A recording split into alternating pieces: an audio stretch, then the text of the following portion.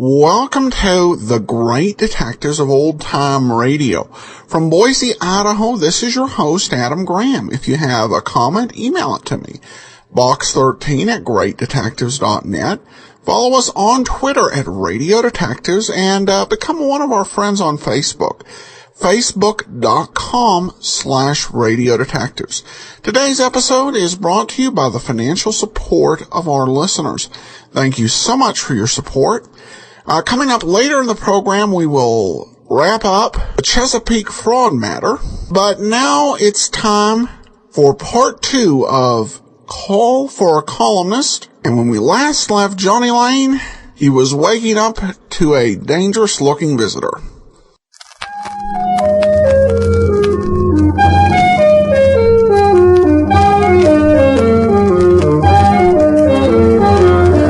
Carter Brown Mysteries. Adventures in excitement and suspense, based on the best-selling novels by the slick storytelling sensation, Carter Brown.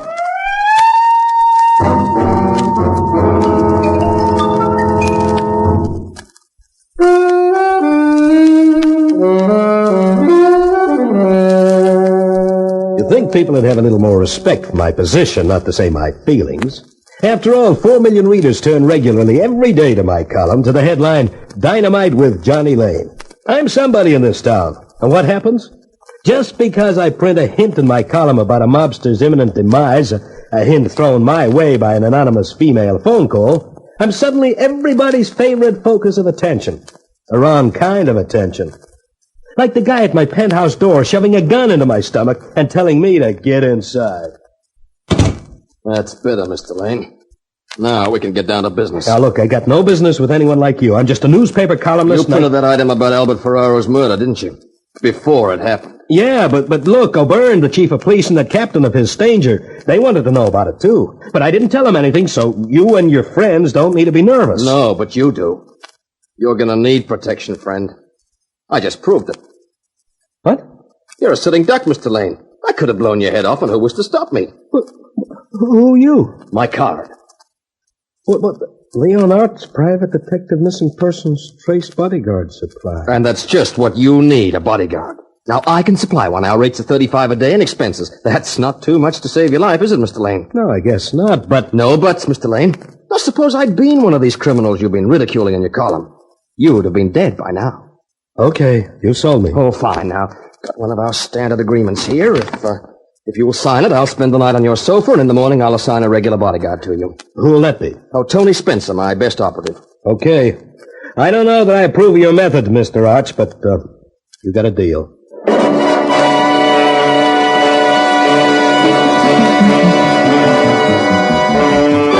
The comforting reassurance of the private eye's presence on the sofa in the other room gave me 8 hours solid slumber. But when I yawned the morning in, I nearly dislocated my jaw halfway through the yawn. The sofa was empty. Then I remembered.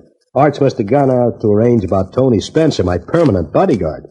And Police Chief O'Byrne's threats of the night before disappeared in the thought of constant protection from some nice, hefty ex-heavyweight. The percolator was bubbling and soft music from the radio was cheering the morning when the buzzer went. I bounded to greet my bodyguard. Mr. Lane? Sure. What can I do for you? It's what I can do for you, Mr. Lane. I presume it's all right for me to come in? You have a nice place here, Mr. Lane. I think I'm going to like it. You do? I certainly do. Well, that's fine, just fine. Beautiful blonde is just what I need in my life. Honey, come to Papa. Hey, what hit me? A blockbuster? I don't know why it is, but I have this trouble with every assignment. Huh? It's always the same. Men just can't get used to the idea of a female bodyguard. You mean you're Tony Spencer? That's right. And there's no need to look so surprised. There are female lawyers, doctors, dentists.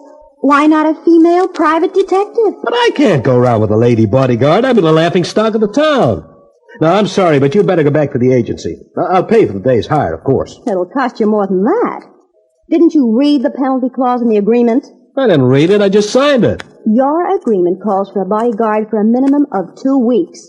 If you break the contract, the full premium is due immediately, plus compensation of $500. That's blackmail. That's business. Well, do I stay? Who am I to argue with a beautiful girl? Especially when she's a jiu-jitsu expert.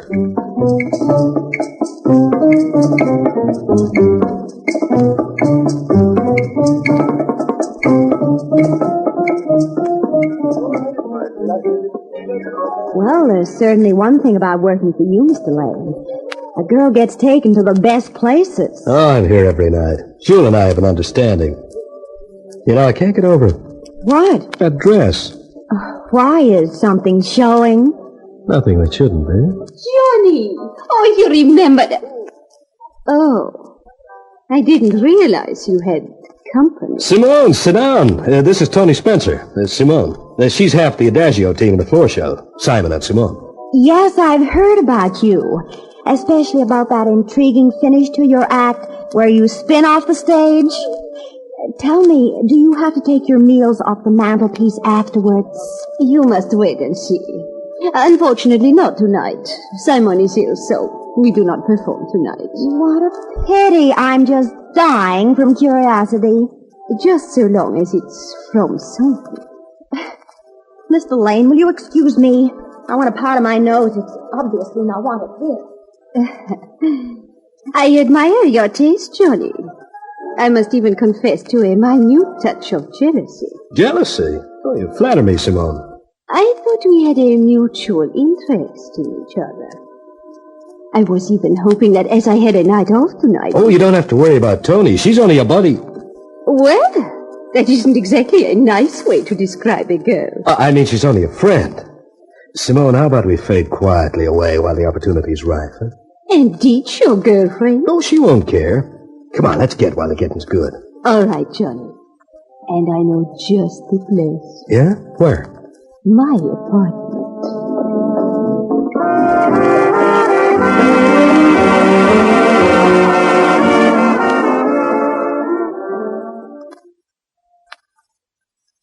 This is what you call really living.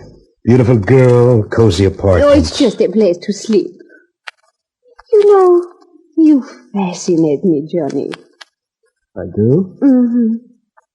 What does it feel like to be a power in the land? To know that what you write today is read by 4 million people the following day. Oh, feels just like any other job where you can make $100,000 a year. Johnny, tell me about Mr. Beak who runs the vice rackets. I'm dying to know who he really is. Oh, so am I, honey. Oh, come on, Johnny, don't be a sourpuss. I won't breathe a word to anybody. I'm sorry, honey. I wish I could tell you, but I can't. Oh, Johnny. Blast. I don't know who this is, but I don't want them, whoever they are. She moved out into the hall, and I got a lot of pleasure out of following that swing and sway walk. In a couple of minutes, she came back with 2 men behind her. The first one had a face like a horse in a suit with more padding than the average woman's magazine serial. The second had white hair and blue eyes covered by black, heavy-rimmed spectacles. Johnny. Whoa, company. Introduce me to your friends, Simone. I can't.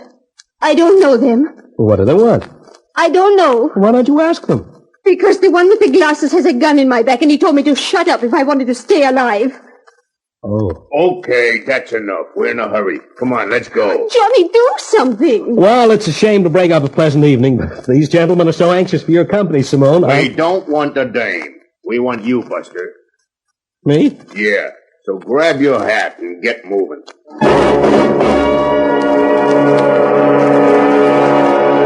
I had to put up a struggle, but I was outnumbered. There were 4 of them. 2 men and 2 guns. I was bundled out of the apartment into a car. About an hour later, after more twists and turns than a roller coaster with hiccups, we pulled up outside a dilapidated shack off the main highway. Two hoods shoved me inside. By a roaring log fire stood a ravishing redhead.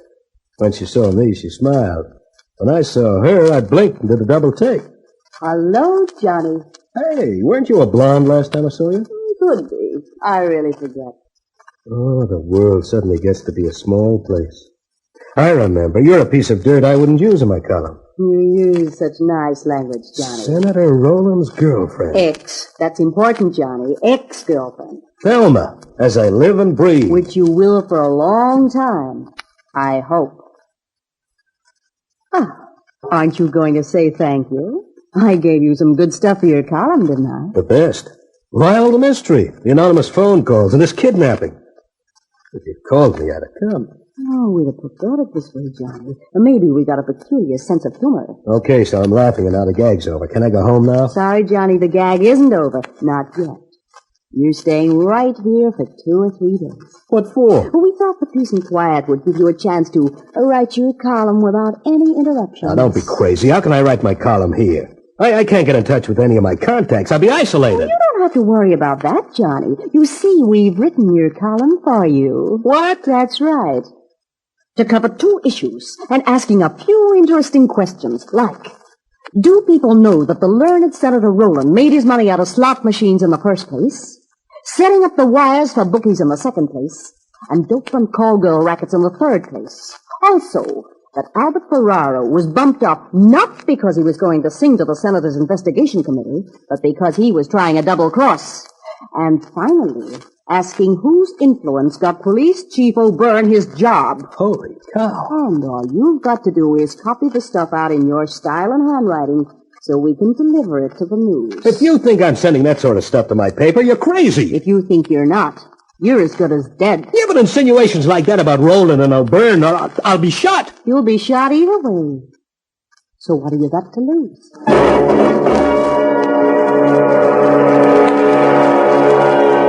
I'm always the guy who'll see reason, especially when there's a gun pointing at my midriff. Thelma stood over me while I batted out the column on the ramshackle typewriter. I presume she just wanted to check on my spelling. And she and the white-haired guy, they called him the professor, grabbed the car and headed for town, leaving me in the tender care of the Horseface character, whom I logically enough called Horseface. You just keep in line, pal, and you and me'll get along but fine. Now look, look, fella, what's the sense in keeping me here? I did what Thelma wanted, didn't I? You might as well let me go now, huh? Oh, no, we ain't that dumb. First thing you do when you get back to town is cancel them columns. Oh, no, pal. You stay right here. Hey, what's that? Sounds like visitors at the front door. I ain't expecting nobody. I'll go see. And you keep your trap shut, pal. What the... Hey, who is it? Hey, Horseface! Wow, that's a fine thing to call a girl. Tony! You rat, running out on me like that. Don't be surprised if Mr. Arts invokes Clause 14 of the contract. Clause 14? Non-cooperation. Non-cooperation of a client doubles the fees payable to the agency. Look, never mind the fees. How did you get here? I'm a private detective, remember? Yeah, but Horseface, the guy who opened the door. It came off and hit him. Now, come on, we're getting out of here. Mr. Arts is outside in the car. We've got everything arranged. Boy, you sure work fast. We've got a hideout all arranged, where you can lie low for a couple of days. Lie low? What are you talking about? I gotta get back to town and stop him publishing my column. I don't know anything about your column. I've got my orders from Mr. Arts. You've got a hideout for a few days. I am doing nothing of the sort. I am not moving from here except to go back to town. Oh, well, if you feel like that.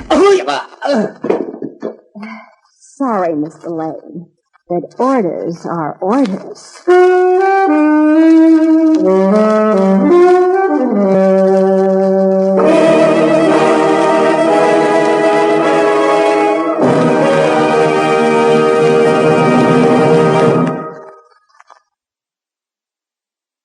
Welcome back. One is tempted to pun that the bodyguard was a knockout in more ways than one. Well, next week, we'll find out if Johnny Lane is able to salvage his journalistic reputation, such as it is, and a very interesting private detective contract.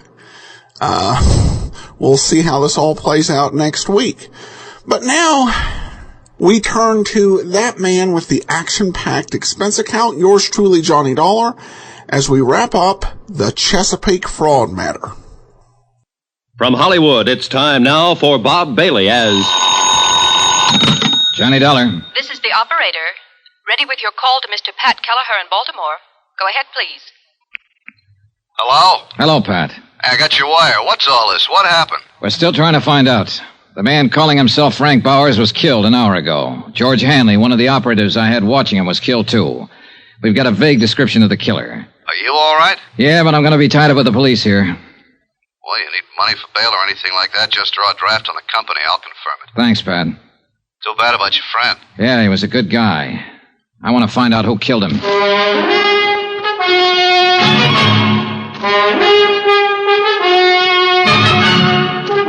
Tonight and every weekday night, Bob Bailey in the transcribed adventures of the man with the action-packed expense account, America's fabulous freelance insurance investigator. Yours truly, Johnny Dollar.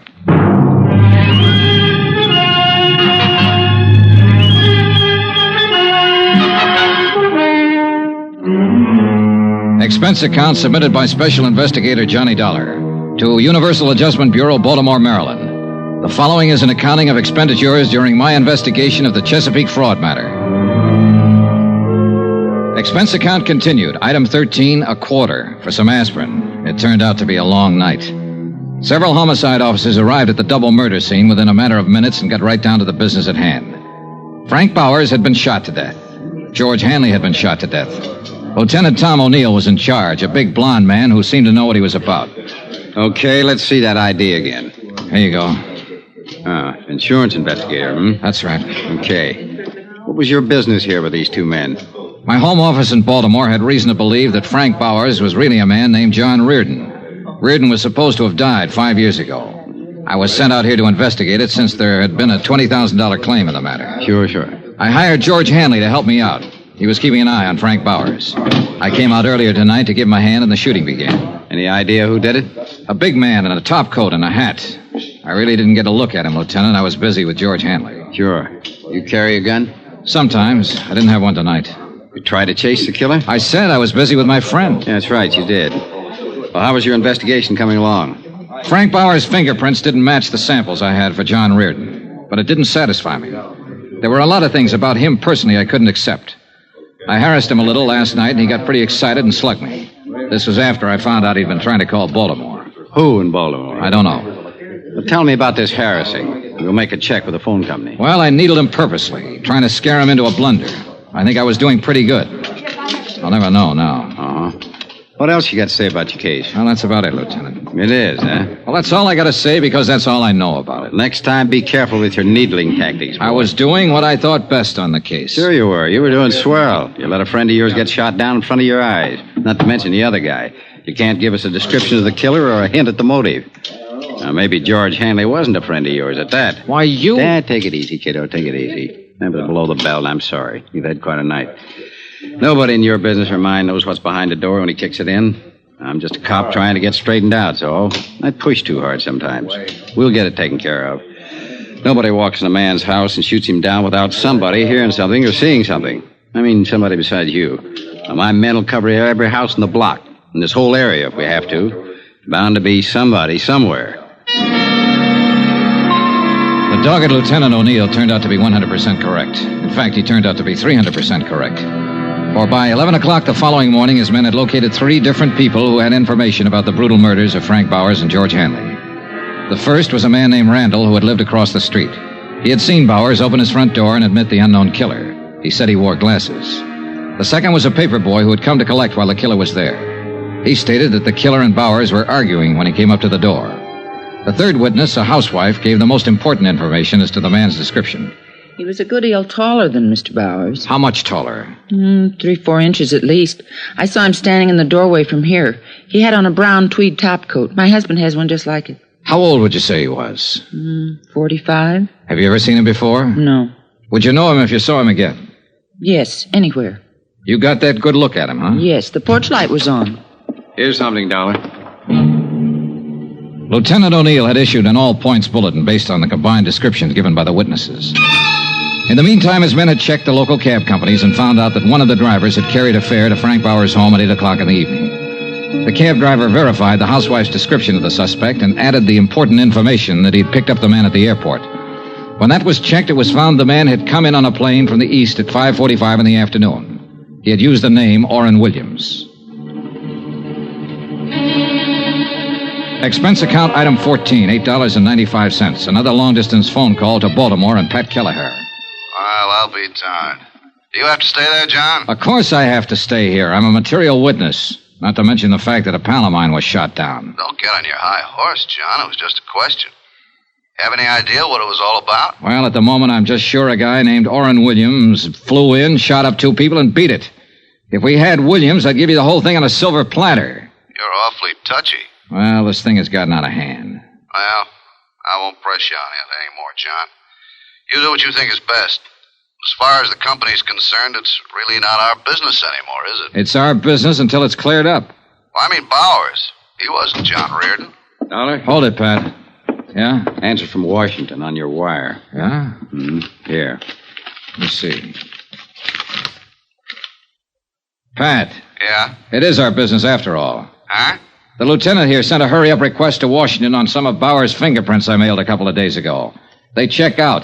I don't get it. Bowers was John Reardon. Oh. Well, where'd you get the samples of Reardon's prints that didn't check out? From Hugh Bryan, Reardon's attorney. I better call him. Don't you dare. Don't open your mouth. I'll handle it when I get there. Tell me about this fella, Hugh Bryan. According to the phone company, that's the man Bowers was trying to call in Baltimore. I told him all I knew, and Lieutenant O'Neill listened thoughtfully.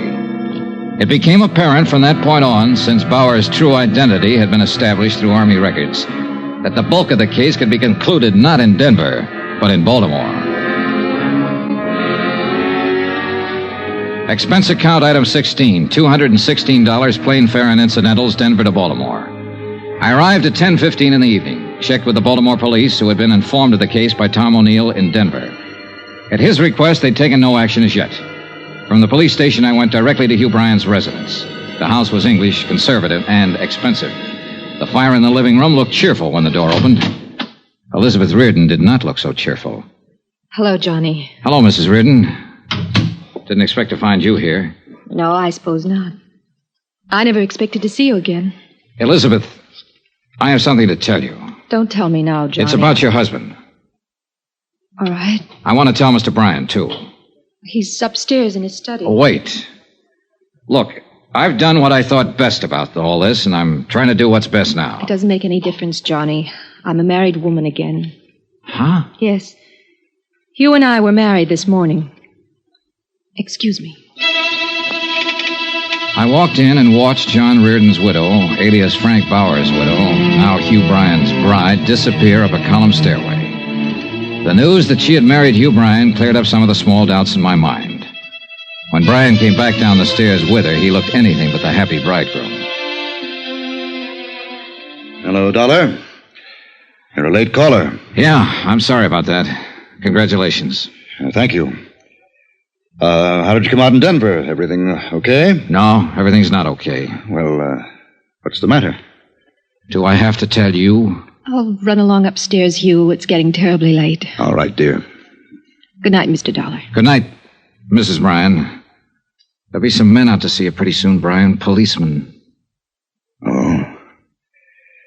Liz, Yes, dear. I think you'll be interested in what Mr. Dollar has to say.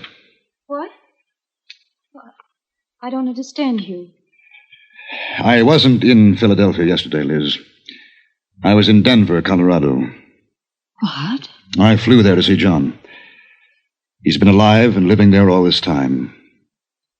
Hugh. I'm sorry.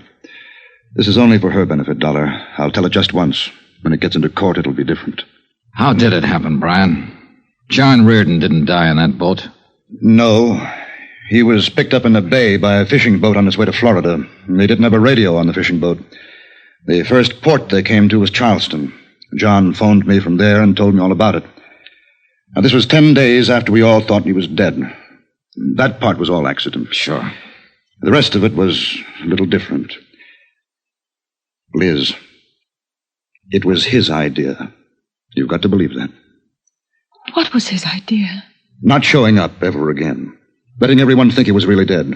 Making you a widow. I don't believe it. He hated his life here. Yes, everything about it. He was in debt right up to his ears. Of course, there was your money, but I flew down to Charleston to talk to him. He was like a crazy man, kept saying there was a way out. I didn't know what he meant at first. Then he came right out and said it was his chance to get away from all the things he hated. He knew how I felt about you then, how I feel about you now. He said I could have you for a price. What was the price? Those checks he got every week from a New York bonding concern? Yes. What did they come to? $25,000 a year, regular weekly payments. I could afford it. I could afford anything for you, Liz. Did he come right out and tell you he hated me? He just said he wanted to get away from everything. It went that way for 5 years. I believe I asked you to marry me every 6 months. Yes. But that didn't work out either. And then, one day, along came Johnny Dollar. How does it feel to be so efficient, Mr. Dollar? We don't have to go into that, do we? No. I'll admit you did everything to throw me off. And it threw me off. Especially the fingerprints you provided. Didn't John Reardon insist his name was Frank Bowers and do everything he could to make you believe that was true? He did too much to make me think it was true. Where is he now? Where's John? He's dead, Mrs. Bryan. Oh. Truly dead now. He was shot to death last night by Mr. Bryan. Mr. Bryan also shot a friend of mine, didn't you, Bryan? Yes. John got scared, called me, said he was going to tell everything to Dollar, blow the whole thing. Hugh. All I wanted out of this was you, Liz. He didn't want you. I did. Last week you decided to marry me. It took you 5 years to do that. And it took him one afternoon to decide he was going to come back to you.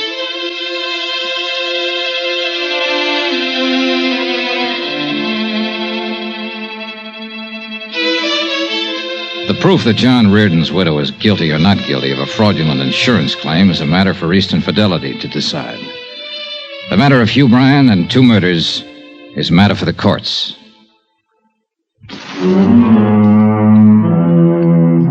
Expense account item 17, same as item 1. Expenses from Baltimore to Hartford. Item 18, $89 even. Car rentals, miscellaneous, etc. Expense account total, $1,124.98. Yours truly, Johnny Dollar.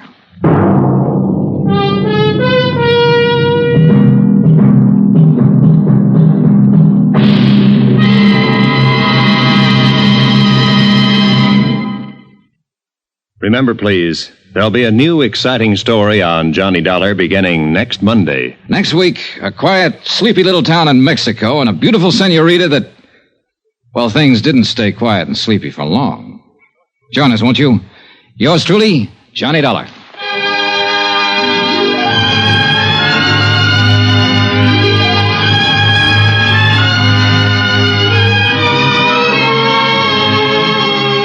Yours truly, Johnny Dollar, starring Bob Bailey, is transcribed in Hollywood. Written by John Dawson, it is produced and directed by Jack Johnstone.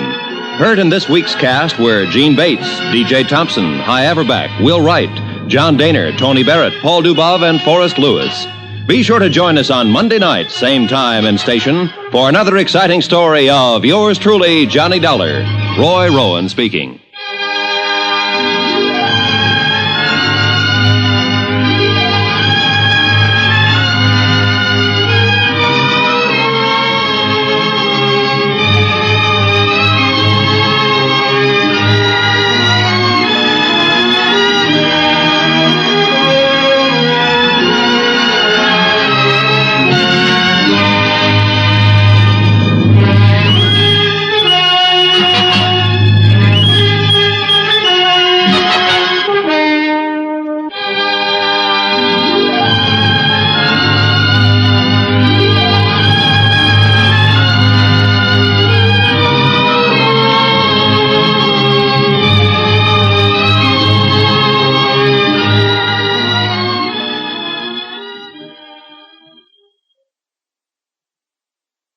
Welcome back. This script was based on the Walter Patterson matter. It was actually one of the very first John Lunn episodes of Yours Truly, Johnny Dollar, which was broadcast back on December 26th of 1952. We played it for you on November 4th of 2011. There are still some issues with the plot, maybe a little over melodramatic, but we had a pretty good investigation along the way. I also think we heard Paul Dubov, who of course is the current Frank Race. It doesn't say which part he played, but I think he played Johnny's friend who died in the course of the investigation. All right, well, listener comments and feedback, and we begin with Timothy, who writes in, as always, keep up the terrific work. I have a couple comments about the new 5-part Yours Truly, Johnny Dollar. First, I tend to agree with earlier comments that Bob Bailey isn't really any better than earlier Johnny Dollar actors. In fact, if I were to rank them, Edmund O'Brien and John Lunn would come in first and second for me.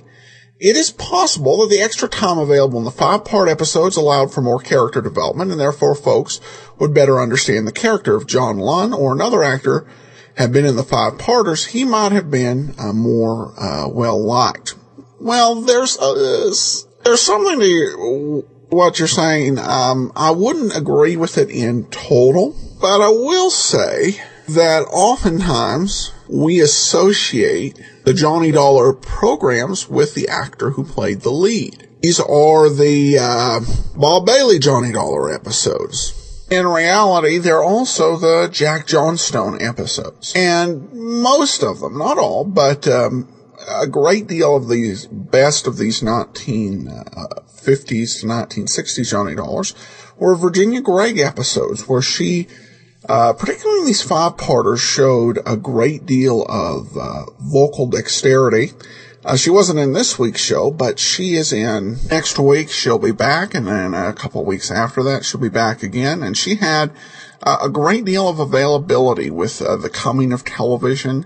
Her radio schedule a little less crowded. And let's not forget the music. That was also a key part of it. But that said, it was not just a slam dunk to make 50-minute programs work. As I mentioned before, CBS had tried several shows in this for 15 minutes, and it really hadn't worked out, hadn't held the audience's attention, because you needed to draw people in, give them something to tune in to night after night, and really get some solid ratings to keep this up. Mr. and Mrs. North couldn't do it. Mr. Keen, Tracer of Lost Persons, couldn't do it. And Gerald Moore as Johnny Dollar and Jack Moyles as Rocky Fortune couldn't make it past the audition stage in the mid-50s to get this 15-minute-a-night slot on CBS. So I wouldn't say it would be a slam dunk for them to be popular or even to make it. And if you recall, John Lunn actually did audition for a 15-minute program before they ended up opting to do the half-hour show. Plus, Bailey's popularity outlasted the 15-minute format, which only went for a year.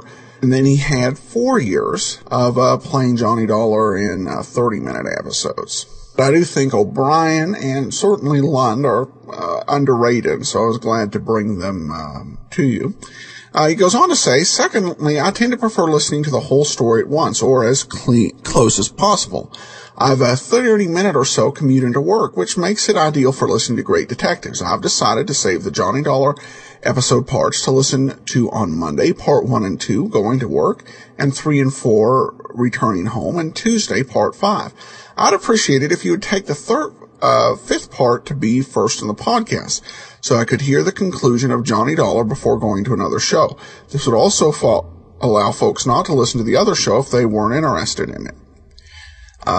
Thanks again for all your excellent work. Well, I appreciate the viewpoint, and I'll listen to listeners on that. The reason I've kind of opted to do it this way, is I don't really want any part of the show to be anticlimax. And because on Friday we're going to be wrapping up a Johnny Dollar program, starting a new episode of another series, or in this case, we've got the middle part of another series, just isn't going to work well. Plus, I tend to like to talk right after the Johnny Dollar episodes completed and offer my thoughts on the week's past story. And then after lengthy closing commentary, or, in this case, responding to listener comments regarding Johnny Dollar, it just wouldn't flow as well. But, if listeners want it, I am, willing to consider different ways. And there are a few weeks where I will give it a try at least with having the Johnny Dollar first. But thanks again. As always, Tim always sends along some great comments, and truly appreciate it, and gives me a chance to exercise both my mind and my voice, and appreciate his comments and support. We also have a comment over on Facebook. Alana asked, where did you get your intro music? Is it from a show, or is it an original composition? It is actually a part of the end music from Pat Novak for Hire, which was one of the first shows we did on the program. And I just love the end music. I think it was actually something from the Armed Forces radio service. So, that was the source, and thanks so much for the question.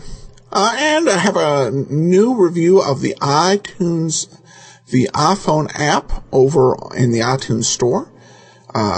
Lindsay T.S. writes, first rate all the way. So glad I found this app. Thanks. Well, thank you so much, Lindsay. And that will actually wrap up today's episode. We will be back tomorrow with the lineup, and then join us back here on Monday. We'll start it all over again with another great episode of yours truly, Johnny Dollar. And join us back here on Friday for part 3 of Call for a Columnist. In the meanwhile, send your comments to box13 at greatdetectives.net. Follow us on Twitter, Radio Detectives, and become one of our friends on Facebook, facebook.com/Radio Detectives. From Boise, Idaho, this is your host, Adam Graham, signing off.